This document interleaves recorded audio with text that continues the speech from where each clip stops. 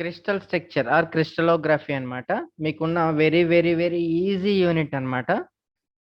ఉన్న ఆటిలో అన్నిటిలో కల్లా. ఇందులో ఏంటంటే క్రిస్టల్స్ అన్నమాట. క్రిస్టల్స్ అంటే బేసిక్ సైజ్ అన్నమాట. అంటే అది ఏ ఆకారంలో ఉంటుంది అనేది.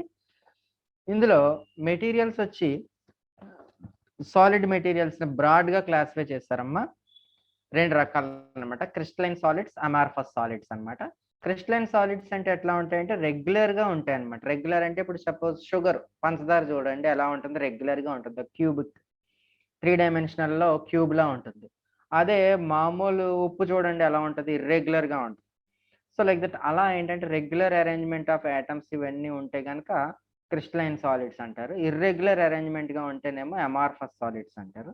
అయితే అమార్ఫస్ సాలిడ్స్‌కి బెస్ట్ ఎగ్జాంపుల్ ఏంటి అంటే మనకి గ్లాస్ అన్నమాట. అద్దం. క్రిస్టలైన్ సాలిడ్స్‌ని బ్రేక్ చేస్తే రెగ్యులర్‌గానే బ్రేక్ అవుతాయన్నమాట.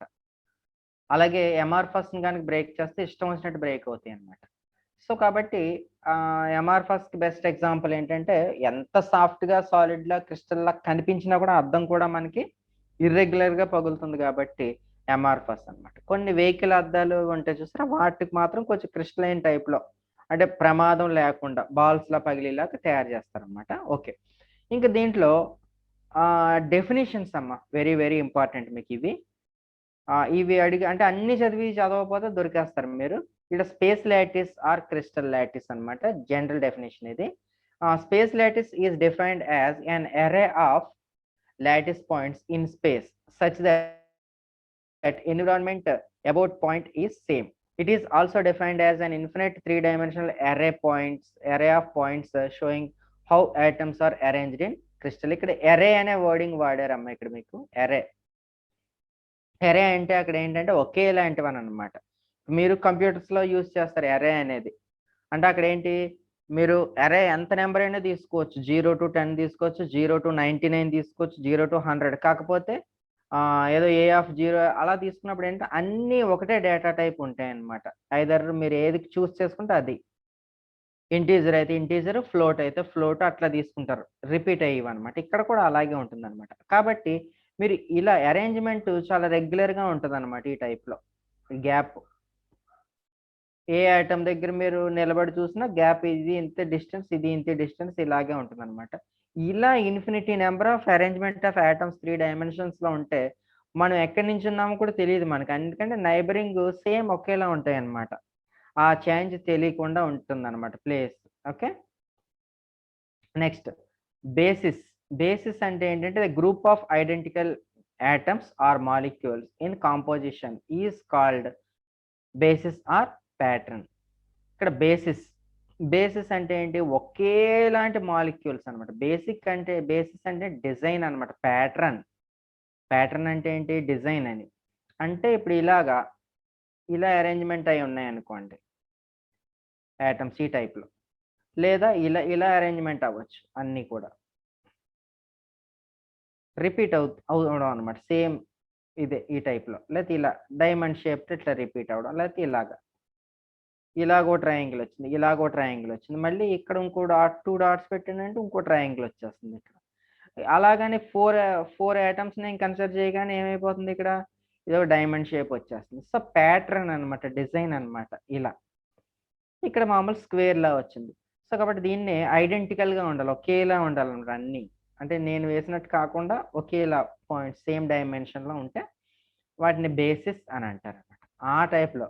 అలాగే క్రిస్టల్ స్ట్రక్చర్ అంటే ఏంటో కాదు. స్పేస్ లాటిస్‌ని, బేసిస్‌ని. అంటే ఏం కావాలి స్పేస్ లాటిస్ అంటే an array of arrangement of atoms. Arrangement అవ్వాలి. ప్లస్ ఆటికి ఒక పర్టిక్యులర్ డిజైన్ అనేది ఉండాలి. బేసిస్. డిజైన్ అయినా ఉండాలి లేదా ఐడెంటికల్‌గా అయినా ఉండాలి. దాన్ని క్రిస్టల్ స్ట్రక్చర్ అంటారన్నమాట. ఇంకా యూనిట్ సెల్ అంటే ఏంటంటే the smallest geometric figure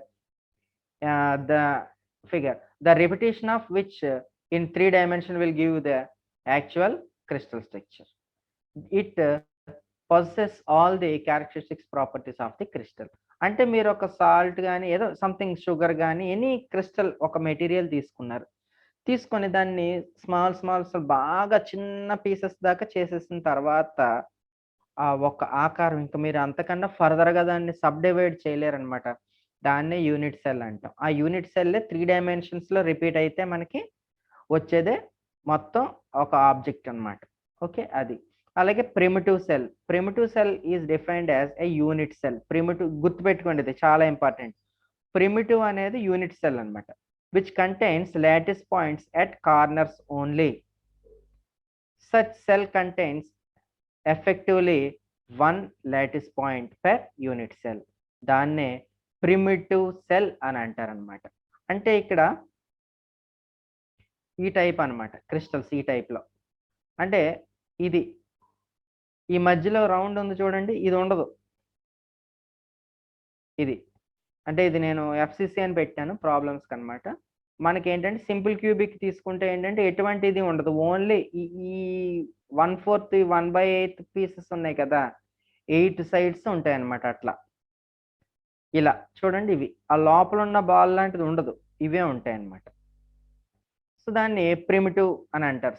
simple cubic అన్నమాట. అంటే మరి ప్రిమిటివ్ అంటే ఏంటంటే, ఈ ఎక్స్‌ట్రా‌గా ఏమి ఉండదనమాట. ఎన్ని ఆటమ్స్‌ని రిప్రజెంట్ చేయాలంటే ఓన్లీ 1 ఆటమ్. అంటే 8 సైడ్స్, 8 1/8 పార్ట్స్ అనమాట. అంటే 8 ఇంటూ 1/8 ఈజ్ ఈక్వల్ టు 1. మరి ఇదేంటిది? ఇది BCC body centred cubic structure. BCC స్ట్రక్చర్‌లో ఏముంది? 1 మోర్ ఆటమ్ ఎక్స్‌ట్రా ఉంది. బీసీసీకి అయితే 1/8 ఇంటూ 8 అంటే 1 plus 1 more atom this is 2. ఇది నాన్ ప్రిమిటివ్ అన్నమాట. పేరుకి ఇది యూనిట్ సెల్లే, ప్రిమిటివ్ యూనిట్ సెల్లే, అలాగే ఇది ఎఫ్‌సిసి. ఈ ఎఫ్‌సిసి కూడా యూనిట్ సెల్లే. అంటే primitive cell is an unit cell. But every unit cell need not be a primitive cell అన్నమాట. కాబట్టి అక్కడ మీరు ఎట్లా చేసుకోవాలంటే ఆహ్, ప్రిమిటివ్ అంటే ఏంటన్నమాట? టోటల్‌గా ఆ కార్నర్స్‌లో మనం కౌంట్ చేస్తే మొత్తం 1 ఆటమ్ అనేది రావాలి. ఇంక ఎక్స్‌ట్రా రాకూడదు. అది. నాన్ ప్రిమిటివ్ అంటే మోర్ దాన్ 1 లాటిస్ పాయింట్ ఉంటుంది. అంటే ఆన్సర్ మనకి ఎఫెక్టివ్ కట్టినప్పుడు 2 ఆటమ్స్ అలా వస్తే గనక ఏంటంటే అది నాన్ ప్రిమిటివ్ సెల్ అన్నమాట. కాబట్టి ప్రిమిటివ్ అంటే ఏంటి? క్యూబిక్. Only cubic. ఐదర్ 8 సైడ్స్‌లో మాత్రమే ఆటమ్ అనేది ఉండాలి. ఒకవేళ అంతకన్నా ఎక్కువ గనుక ఉంటే గనక అంటే బీసీసీ గాని, ఎఫ్‌సిసి గాని వేరే ఏ క్రిస్టల్ తీసుకున్నా అవన్నీ నాన్ ప్రిమిటివ్ సెల్స్ అన్నమాట. That's all. ఇక్కడ 7 క్రిస్టల్ సిస్టమ్స్ మొత్తం. ఈ క్రిస్టల్ సిస్టమ్స్ ఇవి దీని యొక్క పారామీటర్స్ అన్నమాట ఇవన్నీ. ఈ పారామీటర్స్‌ని బట్టి క్రిస్టల్ బేసిక్ స్ట్రక్చర్ అనేది డిపెండ్ అయ్యి ఉంటుందన్నమాట. మీరు ఈజీగా గుర్తుపెట్టుకోవాలంటే 7 క్రిస్టల్ సిస్టమ్స్ రాయమన్నారనుకోండి ఎగ్జామ్‌లో మిమ్మల్ని.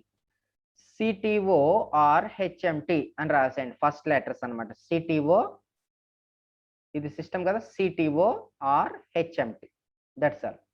C cubic, tetragonal, orthorhombic, rhombohedral, hexagonal, monoclinic, triclinic. ఈ 2 క్లినిక్‌లన్నమాట. ఇది మోనోక్లినిక్, ట్రైక్లినిక్ ఇలాగ రాస్తారు. రాసిన తర్వాత ఫస్ట్ పారామీటర్ ఏబీసీలన్నమాట. ఏ అంటే ఏంటంటే లెంగ్త్, బ్రెడ్త్, హైట్ అన్నమాట ఇది. లెంగ్త్, బ్రెడ్త్, హైట్ ఏ అంటే క్యూబిక్‌కి. So, A is equal to B is equal to C. Second one A is equal to A, B not equal to C. ఆ తర్వాత A not equal to B not equal to C. చూడండి ఒక order. అక్కడికి 3 అయిపోయినాయి.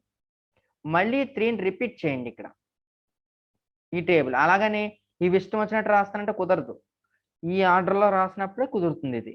Then ఇది అయిపోయిన తర్వాత మళ్ళీ ఇది కూడా రిపీట్ చేయండి సేమ్. రిపీట్ చేస్తే లాస్ట్‌ది ఇక్కడ లాస్ట్‌ది వచ్చింది కదా! అది మళ్ళీ రిపీట్ చేసేయండి. That's all. ఇవి. నెక్స్ట్ ఆల్ఫా, బీటా, గామా ఉన్నాయి చూడండి. ఆల్ఫా, బీటా, గామా అంటే యాంగిల్స్ అన్నమాట. ఈ యాంగిల్ ఇలాగా, ఇలాగా, ఇలాగా. ఈ యాంగిల్స్ మారినా షేప్ మారిపోతుంది ఇక్కడ. దెన్ ఫస్ట్‌ది alpha is equal to beta is equal to gamma is equal to 90. ఈ 3 యాంగిల్స్ కూడా 90లే ఉంటాయి. 1, 2, 3 ఫస్ట్‌వి 90 డిగ్రీస్‌లే. ఆ తర్వాత ఏం చేస్తారంటే ఆల్ఫా ఈజ్ ఈక్వల్ టు బీటాయే బట్ గామాయే but not equals to 90 degrees. 3 angles same but 90 అయితే కాదు. కండిషన్. నెక్స్ట్ ఫోర్త్‌దనమాట రోంబోహెడ్రల్. నెక్స్ట్‌ది ఇక్కడ చూసుకోండి. అన్నీ first 3 common. Alpha, beta, gamma అన్నీ 90 డిగ్రీసే. ఇక్కడ alpha beta gamma equal, but not equals 90 degrees. ఈ 3 ఈక్వల్ కానీ 90 అయితే కాదు. ఆల్ఫా బీటా 90 అంట, గామా మాత్రం 120 అంట ఇక్కడ. ఇంకా నెక్స్ట్ ఆల్ఫా గామా మాత్రం 90 డిగ్రీస్ అంట, బీటా మాత్రం నాట్ ఈక్వల్స్ 90 డిగ్రీస్ అంట.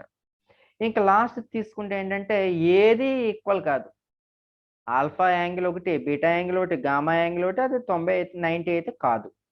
ఓకే, ఇవి ఈ పక్కవి మీరు రాయగలిగితే రాయండి, లేకపోతే ఎక్కువ ఇబ్బంది పడద్దు. ఇవి అయితే ఈ క్యూబిక్ లో ఎన్ని వెరైటీలు దొరుకుతాయి అంటే పి అంటే primitive, BCC body centred cubic, FCC face centred cubic, అలాగే టెట్రాగోనల్ అంటే ఇక్కడ కామన్ గా చూసుకున్న అన్నిటికీ పి అనేది కామన్. ఓకే, ఫస్ట్ దానికి ప్రతిదీ కూడా పి ప్రిమిటివ్ ప్రతి దాంట్లోనే ఉంది. బీసీసీలు మాత్రం ఫస్ట్ 3లో ఉన్నాయి బీసీసీలు. అలాగే ఎఫ్సిసి 1 and 3లో ఉంది. FCC 1 and 3. అలాగే బిఏసి అంటే base centred cubic. Base centred cubic ఏమో థర్డ్ దాంట్లో ఉంది, అలాగే మళ్ళీ 6th లో ఉంది. 3 and 6 గుర్తుపెట్టుకోండి. ఇవి అవసరం లేదు, ఎగ్జాంపుల్స్ మీకు తెలియడం కోసం పెట్టాను. సో ఈ డయాగ్రామ్స్ ఇట్లా అనమాట. Alpha beta gamma is equal 90 degrees ABC అంటే ఏ ఎంత లెంగ్త్ ఉంది, బి ఎంత లెంగ్త్ ఉంది, సి సేమ్ ఉండాలి, వాటి మధ్య యాంగిల్ 90 ఉండాలి. నెక్స్ట్ది క్యూబిక్ టెట్రాగోనల్, ఇది రోంబోహెడ్రల్, ఇది ఆర్థోరోంబిక్, ఇది హెక్సాగోనల్. ఇలా మోనోక్లినిక్, ట్రైక్లినిక్. ఇవి మీరు ప్రాక్టీస్ చేయాలి సింపుల్గా అడిగితే కనుక. నెక్స్ట్ ఇవి మీకు సిలబస్లో ఉండేది ఏంటంటే క్రిస్టల్ పారామీటర్స్ అంటున్నారు. క్రిస్టల్ పారామీటర్స్ ఏంటంటే మీకు ప్యాకింగ్ ఫ్రాక్షన్ మీరు కట్టవలసింది. ముఖ్యంగా ప్యాకింగ్ ఫ్రాక్షన్ అనొచ్చు, ప్యాకింగ్ డెన్సిటీ అనొచ్చు అనమాట. పిఎఫ్ అనమాట. The volume of the atoms occupying in the unit cell by volume of the unit cell to that structure. ఇది వీటిల్లో మీరు కట్టవలసినవి ఏంటి అంటే ఇవి డెఫినేషన్స్ కూడా అడుగుతారు ఒక్కోసారి. కోఆర్డినేషన్ నెంబర్ అంటే ఏంటి, కోఆర్డినేషన్ నెంబర్ ఇది కూడా చదవకండి. Coordination number is defined as అనేది డిఫాల్ట్, అది వచ్చేయాలి. The number of equidistant nearest neighbours. ఎన్ని నియరెస్ట్ నైబర్స్ ఉన్నాయి సేమ్ డిస్టెన్స్ మెయింటైన్ చేస్తుంది దీనికి అన్ని వైపులకి, left right top bottom front back, అట్లా ఎన్ని ఈక్విడిస్టెంట్ నైబర్స్ ఉన్నాయనేది అడుగుతుంది అది. అలాగే అటామిక్ రేడియస్ అంటే ఇది ఎలిమెంటల్ సాలిడ్స్ ఆఫ్ యాటమ్ యొక్క రేడియస్ అమ్మ, స్మాల్ ఏ. అంటే యాటమ్కి మధ్యన డిస్టెన్స్ ఏమో 2r అయితే కనుక రేడియస్ అంటే అక్కడ r అవుతుంది అనమాట. ఇది అంటే ఇంకా ఇదిగా చెప్పాలంటే మీకు ఈ డయాగ్రామ్ ఇలా ఉంటాయి, అరేంజ్మెంట్ ఆఫ్ యాటమ్స్ ఇలా క్యూబ్స్ లాగా. దీన్ని మనం కట్ చేస్తే ఇలా ఉంటుంది అనమాట, ఈ టైప్లో ఉంటుంది. ఇప్పుడు యాటమ్కి మధ్యన దూరం ఎంత అంటే ఇదిగో ఇది ఒకటి, ఇక్కడికి మధ్యన డిస్టెన్స్ మనం తీసుకుంటే ఇదొక r, ఇదొక r, దిస్ ఇస్ 2r అనమాట. సో సింగిల్ యాటమ్కి ఎంత అంటే r అనమాట. ఇలాగా ఇది కూడా అంతే, యాటమ్ r, ఇది ఇలా తీసుకుంటే. ఓకే, ఇది ఒక 1/8 కట్ చేయకముందు ఇది అంటే ఒకదాన్ని కూడా టచ్ అయి ఉన్నాయమ్మా ఇవి. బట్ మాకేంటంటే డయాగ్రామ్ బోర్డు మీద రాదు, ఇలా వేయడం రాదనమాట. సో ఇది తర్వాత అలాగే లీనియర్ డెన్సిటీ, అలాగే ప్లానార్ డెన్సిటీ, ఇవన్నీ డెఫినేషన్ చూసుకోండి. First packing fraction of simple cubic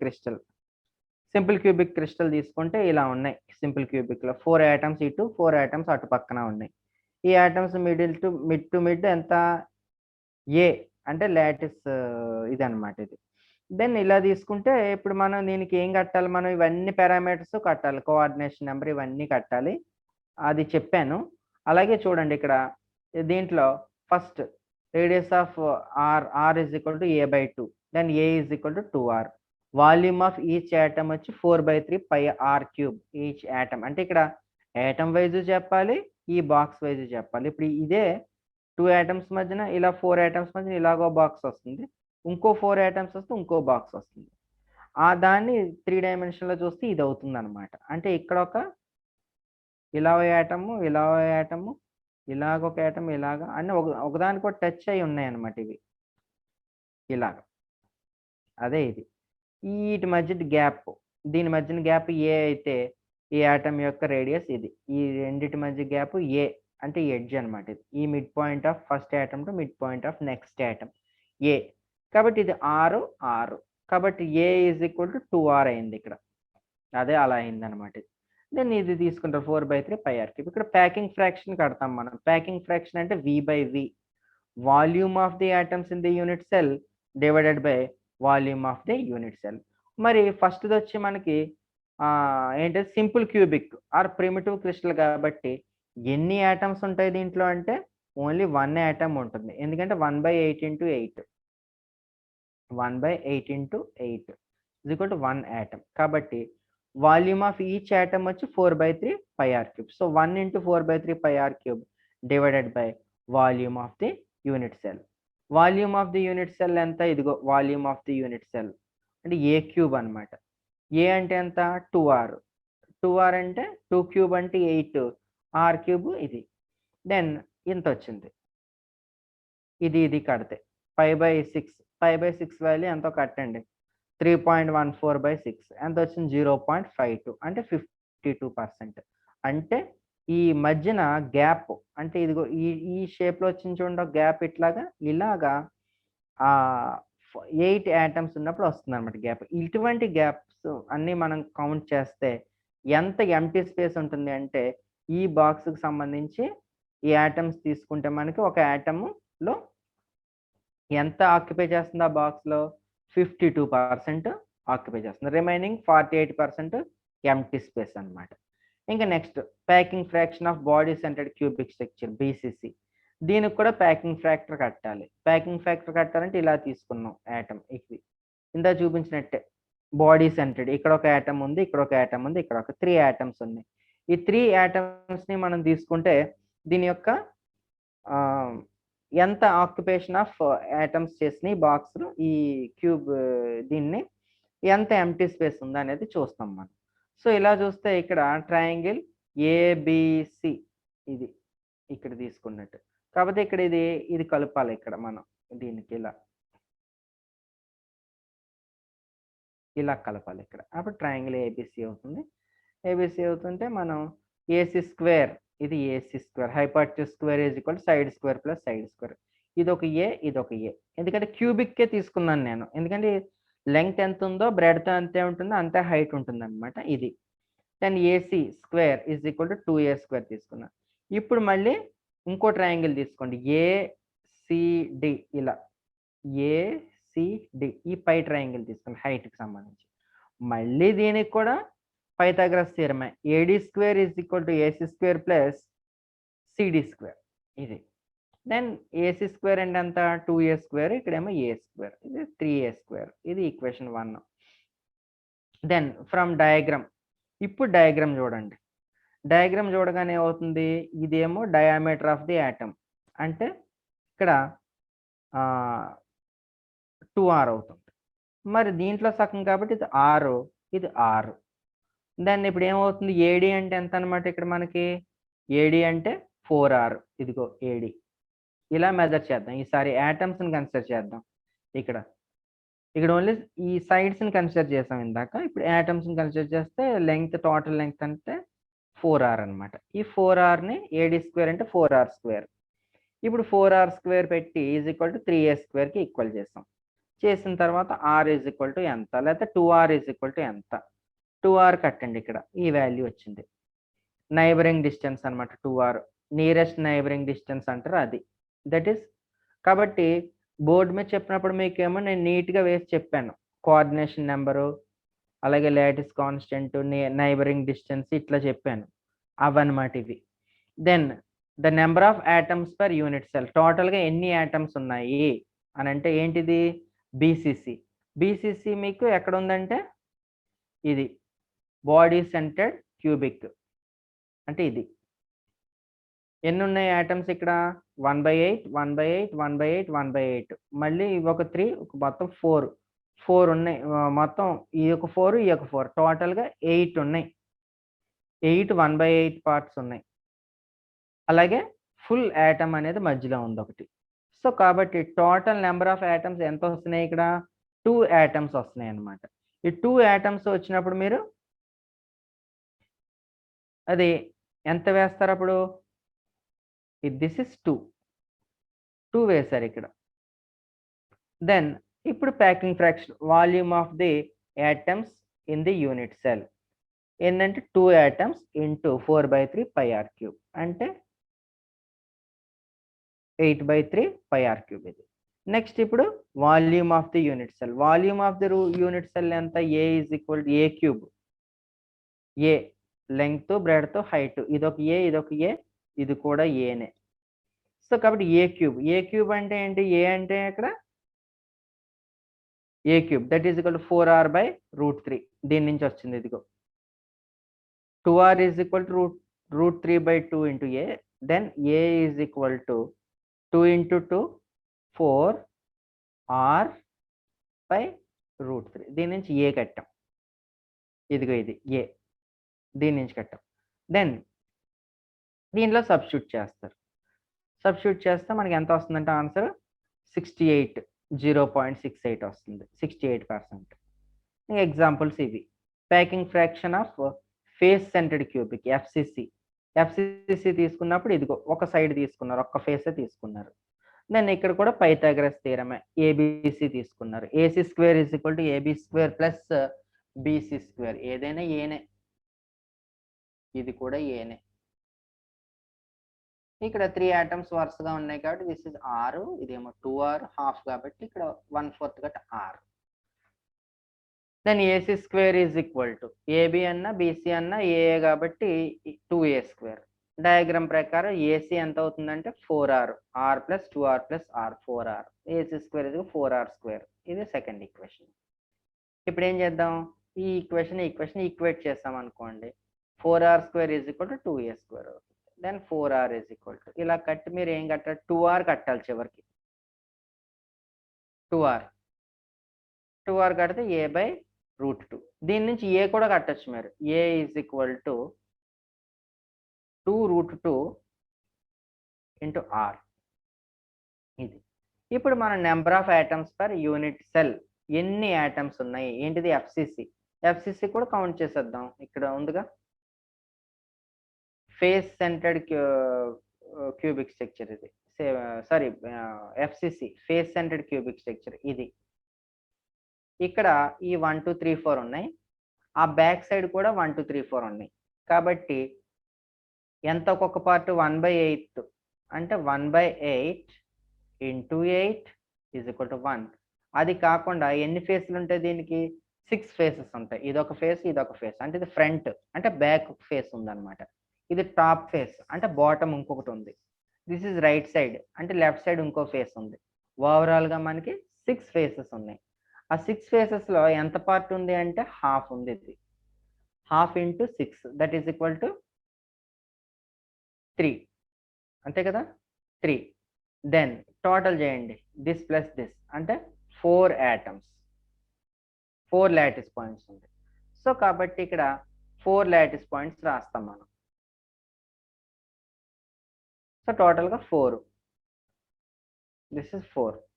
ఇందులో 4 1/8 into 8 into plus half into 6 then 4 lattice points. Then ఇలా కడితే ఇలా వస్తుంది వాల్యూ. ఇది 74%. అంటే ఓవరాల్గా మీకు ఏమేమి రావాలి? 52% ఒకటి,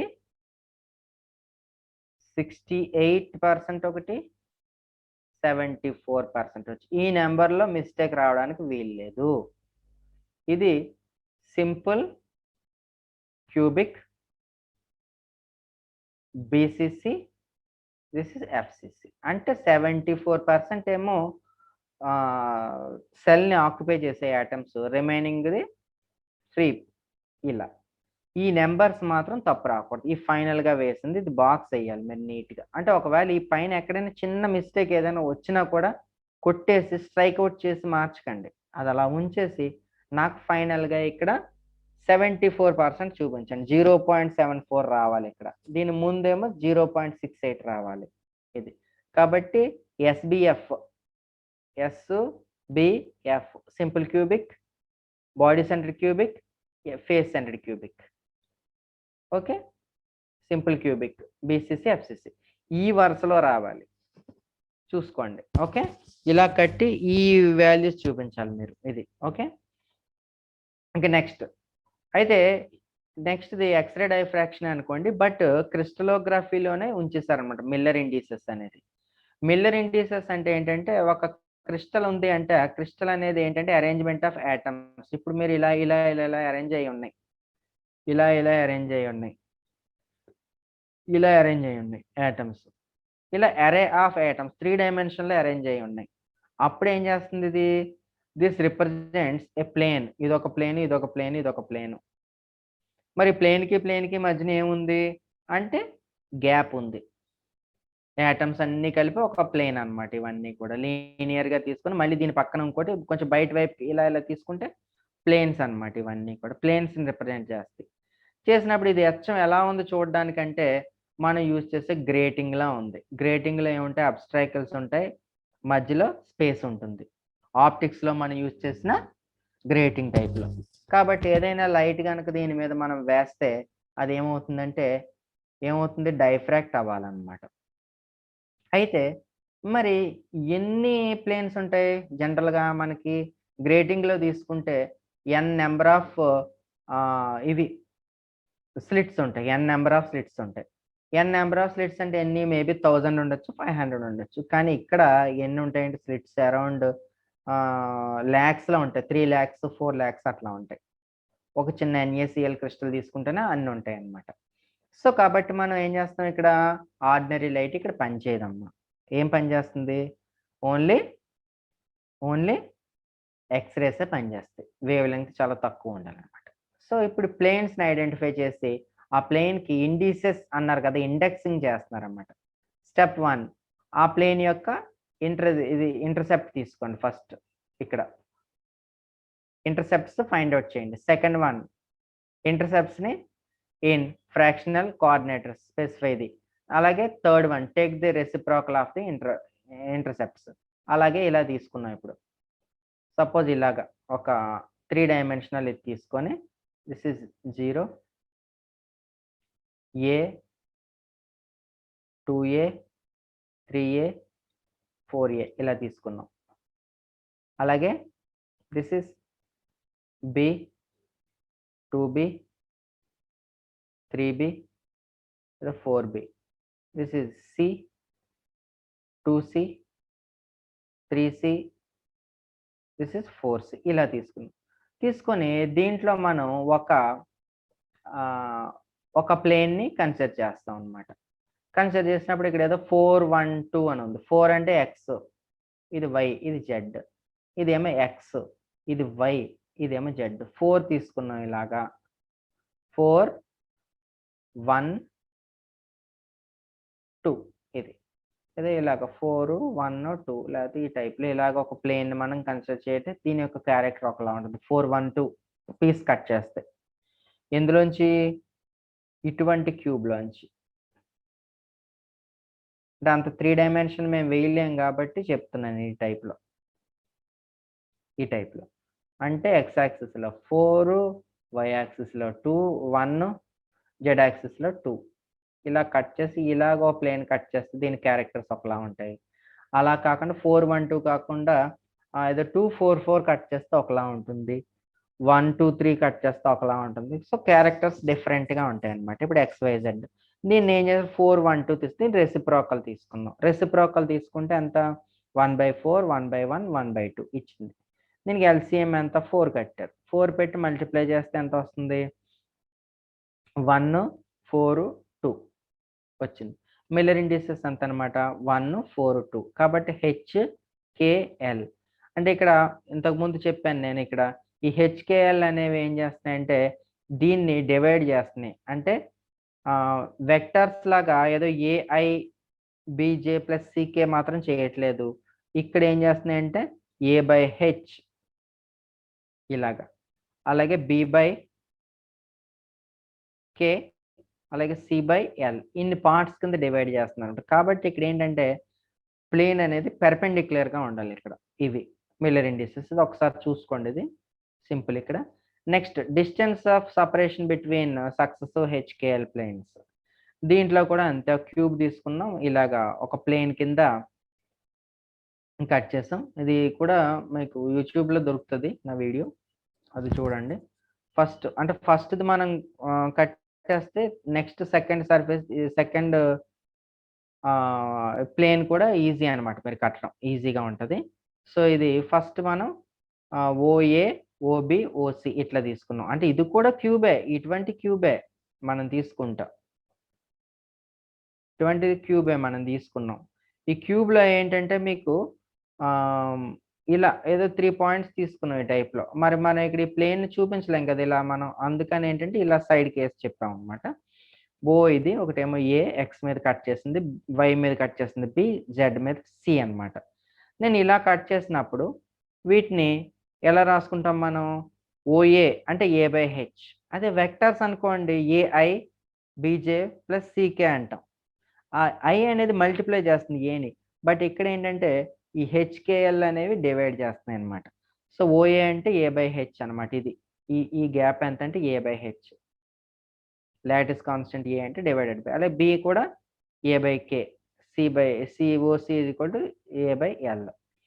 దెన్ ఇప్పుడు మనం ఏం చేస్తాం, from diagram cos alpha is equal to cos, దీంట్లో ఇక్కడ యాంగిల్ తీసుకున్నాం, ఇక్కడ ఒక N అనే సైడ్ తీసుకున్నాం. కాస్ ఆల్ఫా దీని యాంగిల్ ఏం చేస్తుందంటే ఫస్ట్ D1, ఇక్కడ నుంచి ఫస్ట్ ప్లేన్కి ఉన్న డిస్టెన్స్ D1 అనమాట.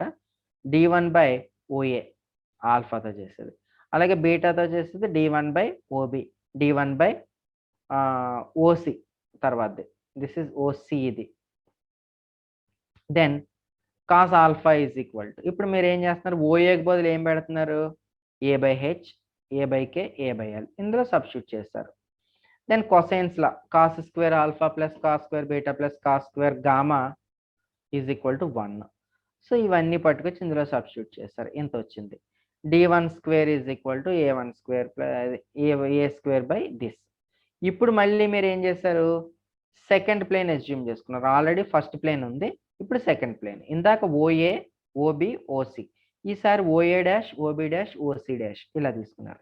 ఇప్పుడు ఈ ప్లేన్ O నుంచి A డాష్కి ఎంత డిస్టెన్స్ ఉంది ఇది కడతారు. సేమ్ మళ్ళీ ఈసారి ఇందాక A/H అన్నాం కదా, మనం A/H అన్నాం కదా ఫస్ట్. ఈ నెక్స్ట్ వచ్చి 2A/H అవుతుంది, సెకండ్ ప్లేన్ కదా, మరి 2A/H, 2A/K ఇలా వచ్చింది. ఇవి వేసిన తర్వాత మళ్ళీ మీకు H² లో వస్తుంది, ఇది D2 అవుతుంది అనమాట. 2A ఉండేది D2, ఓన్లీ A ఉండేది D1, D2 మైనస్ D1 ఇట్లా వస్తుంది. ఇవి ప్లేన్స్, ఐడెంటిఫికేషన్ ఆఫ్ ప్లేన్స్ ఎట్లాగా ఐడెంటిఫై చేయాలి. 110కి ఎట్లా ఉంటుంది, 101, ఇది కూడా 101, ఇది కూడా 101. యాక్సిస్ మార్చుకోమని చెప్పాను నేను మీకు, అది XYZ, దిస్ ఈజ్